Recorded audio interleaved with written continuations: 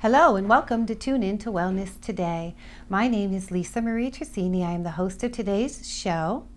Tune In to Wellness Today is here to introduce to you natural wellness for you and for your family so that they can reach out and find the healing that they need in their life. Today we're going to be speaking about equine therapy in different ways and different measures. Equine therapy has the essence of healing humans and horses at the same time. I have two fabulous women from two different industries who work with horses, and their programs are derived to give healing to humans. My first guest is Diana Pikulski from the Thoroughbred Retirement Foundation. Thoroughbred Retirement Foundation was founded in 1983, and Diana started working for them when she was a young girl at the age of 17. Diana is the VP of External Affairs. She is a wife and a mother of a 17-year-old daughter. Welcome, Diana. Thank you. How are you? I'm great. It's happy to be here. I'm so glad to have you here. So you started at 17 in this field. Why horses? Oh, I guess that's what a lot of parents ask their daughters. My father was a mounted police officer in New Jersey, and my sister and I had a pony when we were very young. He got us a pony, and we both ended up devoting our lives to horses. Maybe doing other things, but always working for horse welfare primarily. Beautiful. Today I'd like us to talk about the overreaching goals of the Retirement Foundation, as well as a second program, your Second Chances program. So if you would, Diana, tell us what the overreaching goals of the foundation are all about and what you try to achieve to do. Well, we were founded, and our main mission really is to find homes for racehorses when they can no longer race. There are more than 30,000 thoroughbreds bred and registered for racing every year, and many of them race to 5 or 6 or 7 years old. Some race a little longer, but many can only race until they are sometimes 3 or 4 years old, or they get injured, or they never make it as a racehorse. And we feel that those horses should have a life as well. Just because they're not fitting into or able to continue as a racehorse, they should be well cared for and have a second career. If you look at competitive sports other than racing for horses, like even horses in the Olympics, they work and they're very successful well into their teens, 15, 16, even 17 years old. So, and then horses live into their 30s. So even though they're done with racing at a very young age, they have a whole life ahead of them, and we feel that every one of them deserves a proper retirement and to be well cared for. So that was the original premise, and back in the early 80s we were looking for a farm for horses, and one of our directors, who was a state senator in New York, would drive past the Wallkill Correctional Facility on a regular basis, and they had a dairy farm which was no longer being used, and he just thought to himself, oh, why don't we bring the horses here? And the inmates used to take care of the dairy cows. Well, we can teach them to take care of the horses, and that would be a win-win. And so it turned out to be a great program, and I'm proud to say that we've had this great relationship and this great program that continues to grow for more than 30 years, which it is amazing. And so there's two aspects that I want to hit on. Is 30,000 horses a year may find themselves out of a job, if you will, if they're not meeting the racing standards anymore, and then which leads them to be abused, neglected, sent off to slaughter as possibilities. Is that true? Yes, those are all the possibilities. Many of them are well taken care of. Some of them go to breeding. Some of the stallions that are very good or good racehorses or have good breeding themselves, and the same with some of the mares. They go and they have a life on a breeding farm to make more racehorses. And many of them go into competitive showing or or eventing, because somebody recognizes early in their career that they may not be a great racehorse, but they have the right look or they move the right way and they would make a good show horse. And then there are many really conscientious people who train horses, work for horses, and own horses, race horses, and they make sure that their horses go to a good place. Beautiful. But then there are some that fall through the cracks, and they end up going to what they think is a good home, but then, if there may be a financial situation, or sometimes people are just duped, into thinking that they're sending the horse to a good place, but really somebody is going to sell that horse at an auction, and the horse is going to end up going to slaughter either in Mexico or Canada. Canada. How atrocious is that? And out of this program that you have set up, you have this correctional facility. You're talking about the correctional facility. So you have it's called the Second Chances program for those that are incarcerated, correct? Yes. And I understand that you are in 9 correctional facilities in multiple states now? Yes, we are. That's amazing. That is impressive. Congratulations, and thank you for all the work you're doing. Now, in those programs, these inmates are able to take vocational type of classes to teach them how to care for horses.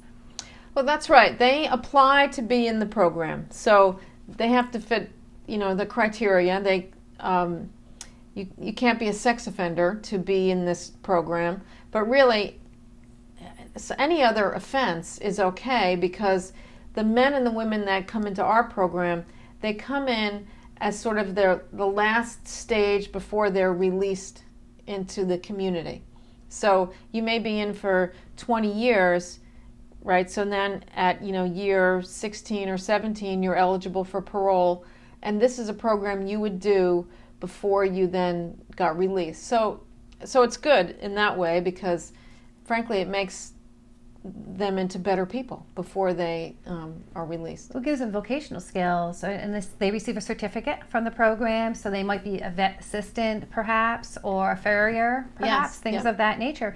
And I would presume that they're also gaining confidence. I mean, if you're incarcerated for a long period of time, you might have lost some of your confidence. So does it help them build that up as well? Well, the confidence is definitely, or self-esteem. But horses are really much more special and interesting than people who aren't around them all the time even realize. And that's, the amazing thing, and that's why equine therapy, I think, is really going to grow. Horses are prey animals and people are predators. So in order to have this relationship with a horse and to work successfully with a horse, you, the person as a predator, needs to approach the horse in a way that gives the horse confidence and that makes the horse realize that you are trustworthy. And so you have to become trustworthy or be trustworthy. And that, for so many, particularly the men who are incarcerated, who really had to be bullies their whole lives in order to survive, this enables them, and really they have no choice but to tap into a different part of their psyche where they have to be, they're soft, and their body language has to be soft, and you can't fool a horse, because a horse, through its instinct, is looking at you all the time to see if you're going to hurt it. And so they really have to let go of the anger and the other issues that they have and become real and really become kinder people and be more understanding and be more empathetic.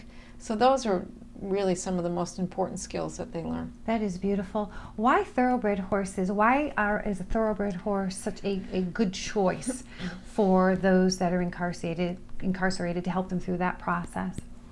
Well,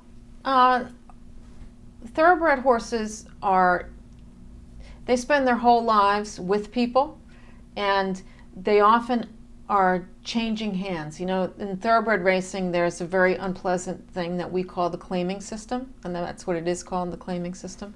So some horses during their lifetime may race for, 10 or 15 different stables and have brand new people taking care of it. Like just one day the horse runs in a race and it gets walked to a different barn and it's got totally different people. And so that horse is always having to read people and and figure out where it is in this new organization all of the time. They also, they're beautiful, they're big, so the men and women do take some pride in working with them. They learn about the horse's race record. The horse may have been injured or abused or neglected, and so they will then learn that about the horse, and that's something else that they draw upon to develop their relationship with the horse. So these horses, there's a lot that inmates can relate to with the Thoroughbred. Plus, as I said, just their, the way they look and the way they act, you have a lot of pride when you work with one and when one accepts you and becomes your friend. It is beautiful. What can we do as a society as a whole to stop this abusive process of going through horses? And I'm not sure that breeding and rebreeding and putting them out to into abusive situations or neglectful situations, what can we do as a society to stop that? We're, especially with social media, people have become quite powerful. I mean, if you look at the changes in society in general and there's a lot more to do, but on how animals are treated.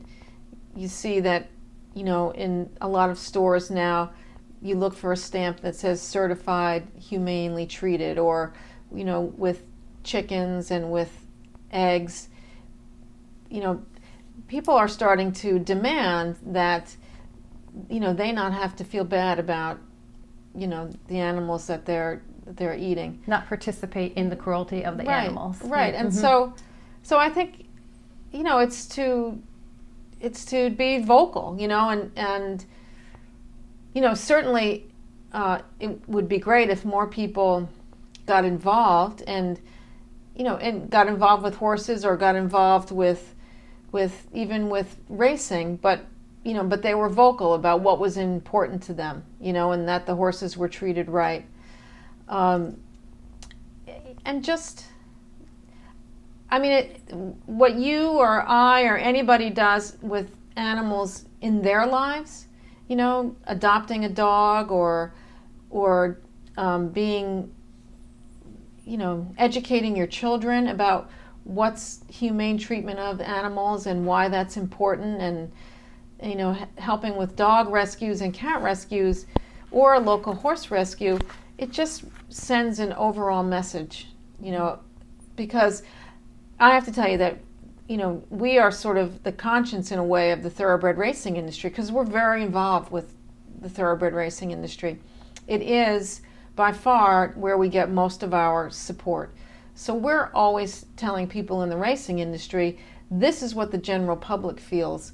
This is what we hear from people, in social media, or we get letters and this is what people are concerned about. And so this is what you should be concerned about if you want to be, become a popular sport again. So, people do listen. And so, I feel this way about everything and about every cause, that anybody can make a big difference. And don't ever think that I should just keep my mouth shut or forget about it, There is becoming more of a social consciousness to the care of animals in general. And it's beautiful to see that, albeit slower than many of us would like it, but at least it's moving in a very good direction. Do you anticipate you will be doing more work with other correctional facilities around the country? Oh, definitely. We are talking with 2 or 3 states now about developing programs, expanding programs that we have currently. We'd like to be involved in another women's prison. We have one women's prison that we work with in Florida, and it is amazingly successful. So that and other therapies as well. We have horses that are in a equine assisted therapy program that works with veterans and their families in California. And that program does amazing things. Another one in Virginia. So, as these horses touch more and more lives and families, I think there'll be real groundswell of awareness about how important they are to people, and just the amazing relationship. I mean, you look at just how horses have helped us all through society. You know, now they're mainly entertainment or sport for people, but you know, they were our transportation for so long. They carried our mail. They, you know, we rode them through battle. So, you know, horses you know, plowed our crops. I mean, we need to sort of get back to that, I think, as a society. Very highly intelligent animal as well. Oh, for sure. So the Thoroughbred Retirement Foundation is helping people heal, and it's helping horses heal. Yes. And nothing more beautiful than that, right? Yeah. Thank you so much for everything thank you that very you much. do. It's great to be here. Very impressed, and I'm very grateful. Thank you. If you would like more information about the Thoroughbred Retirement Foundation, go online to thoroughbredretirement.org. Thank you, Diane.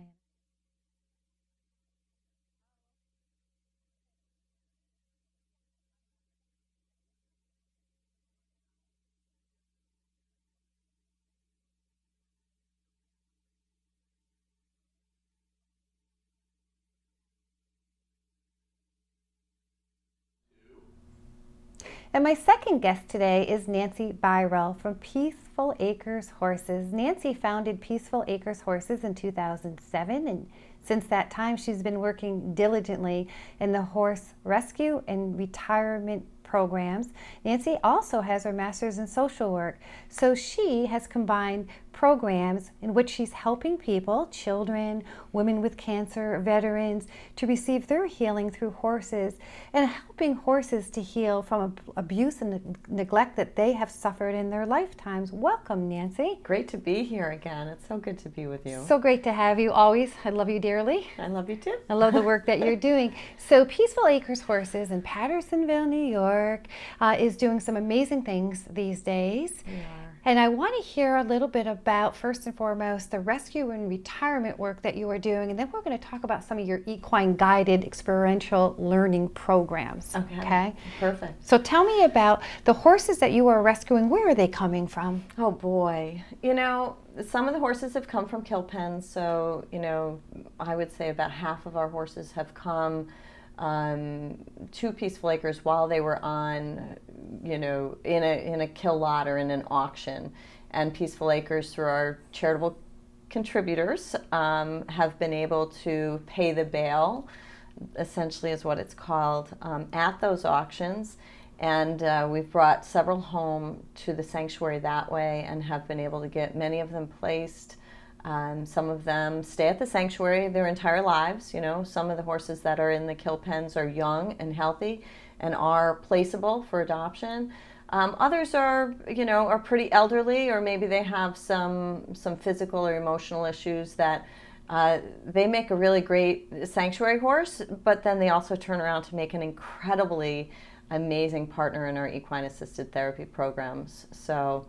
And then we have some horses that come from cruelty cases, unfortunately, where we've partnered or been hired by essentially the police or courts to help them in holding the horses, which are to them considered evidence. And so we become what is unfortunately classified as evidence impound for horses. And we've done that.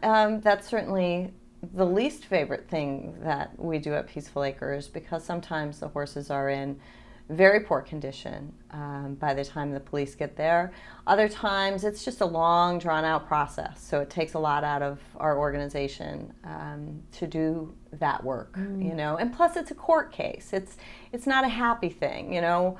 If you rescue a horse from a kill pen, you feel like, oh my gosh, we literally saved that horse within 24 hours of them being shipped to slaughter. And you get home with a trailer and you just go, woo, look what we did. We did it. And what a great team it was to do it, because it starts with, you know, working with our colleagues to know who's in the kill pens, working with our donors to know, you know, who can contribute to get them out, and who's going to be the volunteers to help to restore them and bring them in. So, you know, that's a really amazing team effort.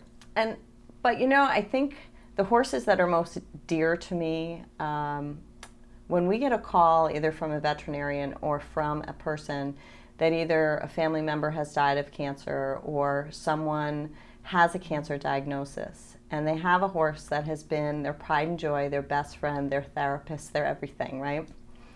And they're diagnosed with cancer, or someone has passed. And, where is that horse going to go? Right. Oftentimes these horses are teenagers or older. So those are the horses that are at our place that I know that we're doing, some angel work. And I get to keep in contact with the women that are fighting for their lives for cancer, and I get to take pictures of their horses at the sanctuary, with their buddies and in the green grass. And let them transition with peace, knowing their horses are taken care of. Yeah. It is very heartbreaking. I mean, you see it with felines and dogs as well, that, when their parent passes on and now they're shipped into a shelter. Yeah. It's just it's so very heartbreaking. I asked Diana this, so I'm going to ask you as well. Why horses? Oh my gosh. And donkeys. If my mother was here, she would say, why horses? Because she told me I could not have a horse when I was a kid. So now, now I'm surrounded by 70 of them. So why horses? Horses, I say, saved my life. So I was going through some grief, loss, and trauma back in 2002, 2003. And I had 4 horses at the time, and I had a social work degree from Siena College, my bachelor's. At the time, I was wondering, why is it when I was out in the barn, when I was grooming them, when I was feeding them, when I was doing things not only in the stable and with the horses, but also out in nature. So whether it was sunshiny, rainy, or cold, it was doing something to help me to, as I call it, surpass those things. Mm-hmm. So as I started to feel better, my anxiety was reducing, my depression was reducing, I was feeling more stable in this stable place, I decided to look into, what is this? With a social work background, I wanted to find out, I was interested. So I found the Equine Assisted Growth and Learning Association out in Utah, and I picked up the phone, I called my mom once again, who's been involved with horses with me since I was young, and said, how about we go out to Arizona? They were doing a training, and she said, what are we going to do? I said, you're going to golf, and I'm going to do this training in equine-assisted psychotherapy and learning because I want to know more about it. So I came back. I continued to work my job in construction, doing commercial construction and management of that for about a year. And I took a layoff at the company that I was working for. I went back and got my master's degree in social work, and I committed myself to say, I'm going to open my stable to become a stable place that people can come. However they're going to come. Mm-hmm. They're going to get that energy of the horse, that empathy that these horses, as Diana was talking about, they're prey animals. They're the most empathetic, understanding, mirroring being that I've ever, had the honor to know. I was just going to say that, and my understanding is the equine therapy is mirroring program, and so with that, the horses are also receiving comfort and learning comfort and trust from the humans, and the humans from the horses. Is that the way that program works? Okay. Melissa Maria, one of the things that I think for our volunteers, and of course our volunteers will watch this program, and our staff will watch it. All of us know that we come to the horses at the sanctuary for a reason. Yes, it is to give of ourselves and our time and care for something else. But by giving to them and caring for them, we're actually healing. We're actually improving. Socially, emotionally, physically, spiritually, in every aspect, the whole person is recovering and surpassing whatever it is that's holding them back. Because we're learning from the horses. If they have abuse in their past or they have neglect in their past, they're letting it pass. And we can do that as well. I would think that, right, through the horses, one will become more self-aware. Mm-hmm. And through that more self-awareness, they might start receiving some of that emotional healing. Absolutely. That they desperately need. And they might not even know that they needed. They knew maybe something was wrong. But it's just beautiful. Now, you have several retreats coming up. We do. Tell me first what the retreats are and then the dates of those retreats, please. Okay. So my mother was diagnosed with breast cancer a while back, and so were some of my best friends. And back in 2007, we did a fundraiser for a friend, planned it in about 3 weeks, and this was actually before Peaceful Acres Horses was even a 501c3. And it was a bunch of women, and we said, you know what, we got to do something for this mom and her daughter who have cancer. Let's do something. And we raised a bunch of money, was able to give it to them so they could pay some of their bills, right? So they could focus on their healing. Mm-hmm. And then my mother was diagnosed, and other friends were diagnosed. And Susan G. Komen had some grants that were coming up. So we reached out, we put a retreat program together, and we reached out to Susan G. Komen, and we had gotten funded. And so in 2010, we started doing these rejuvenation wellness retreats for women with breast cancer. Mm. And then we had lost our funding because it's very difficult to get grants. But I didn't want that program to go away, because the remarks that came from the women at the end of the program of how beneficial it was to be there with the horses, to be there with each other, to be there with the facilitators who are doing, Reiki and chakra work and equine guided experiential learning and massage, and just, it's a beautiful setting. Mm-hmm. Too. We've got 156 acres and it's gorgeous. You've been there. It's a beautiful piece of land. Yes. So I didn't want that program to go away. And so I reached out to my facilitators, who are also my friends, and some of them are cancer survivors. And I said, what do you think about doing it this year, even though we didn't get funded? And they said, okay, let's do it. And so we put it together, and some women that can't afford to come, I've got started with some scholarship funding. Great. And working with some businesses and some philanthropic people. Even some of the people that are giving are survivors themselves, and so they're paying the tuition for another woman to come. It's beautiful. Oh, I love that. What are the dates, Nanci? The first one is July 18th, so next Saturday. And I think we still have 2 openings for that. Okay. We also have one August 22nd, and yesterday we just booked our 3rd one because we're getting interest, we're filling up. So October 3rd will be our last one for this year. And it's just a 1 day. Mm-hmm. We've done 2.5-day retreats in the past. But this way, we can build on that. And we do a 1-day retreat, and especially if women are in treatment, doing 2 days is just too much. It's a lot for them. Yes. So some of the women that are coming are receiving treatment. Some women have just completed treatment. Some have been survivors for years. Some of the women that are facilitators are survivors. And some of the women who are coming to volunteer to help with, the food and where do I go, because it's a big place. Where's the yurt, where's the pavilion, where are the bathrooms? There's women who are survivors that are going to be helping with that. And what I also love about this is when we were funded by Susan G. Komen, I would get emails from women that had cancer or had cancer, but it wasn't breast cancer. And I had to say they couldn't come because our funding was specifically to serve women who had breast cancer.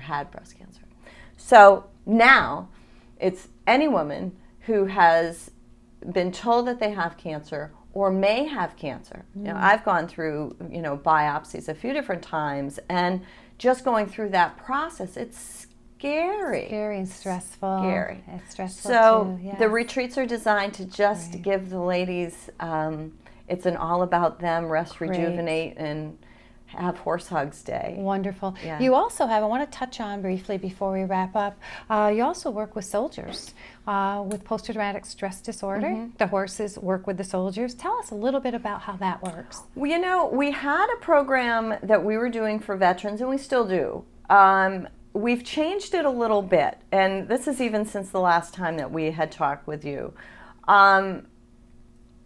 Peaceful Acres has to make some decisions as to where is our primary focus going to be. And cancer is, most near and dear to my heart, and also to the hearts of some of our board members and mentors. Veterans certainly are too. Veterans, it has been very difficult to find money. Although there was veterans that wanted to come to program, the veterans organizations did not have the money for it. Okay. And it's very difficult for me to fundraise for feeding the horses and also for the veterans. So instead we're doing a fun field trip program. I don't have to fundraise and they don't either. So now it's really awesome because I can reach out to other organizations that serve veterans and say, hey, Peaceful Acres has Fun Free Fridays. Come see the horses. Come spend some time at our place. Do a barbecue. Bring your own lunch. Have a picnic. Spend a few hours. Some of our contributors are donating into that field trip program.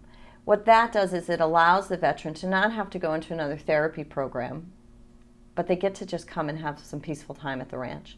Enjoy the horses. Which is therapeutic within itself. It's beautifully therapeutic without saying we're going to set goals and objectives and let's fix something. Absolutely. And so in that, I really felt strongly, and there are some incredible veterans programs, and Diana had touched on this too. There's a couple up in Saratoga. And I knew that it was, for 3 years, I had been trying to fundraise for that program, and I needed to stop.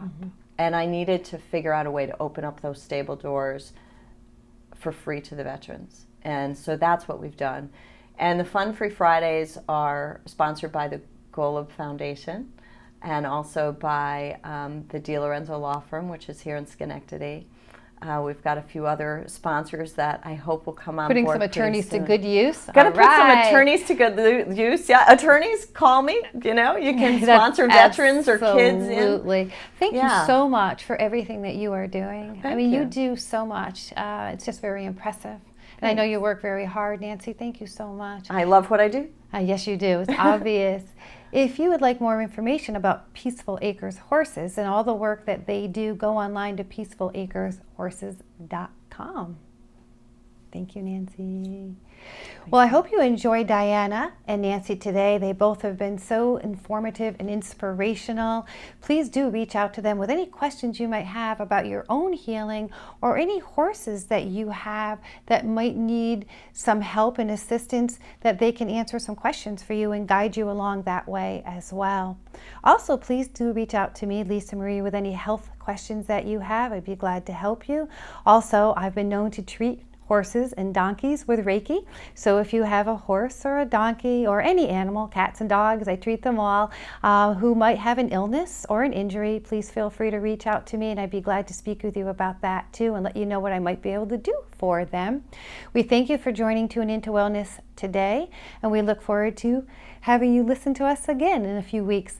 Thank you very much. Until next time, be happy, be healthy, and be alive.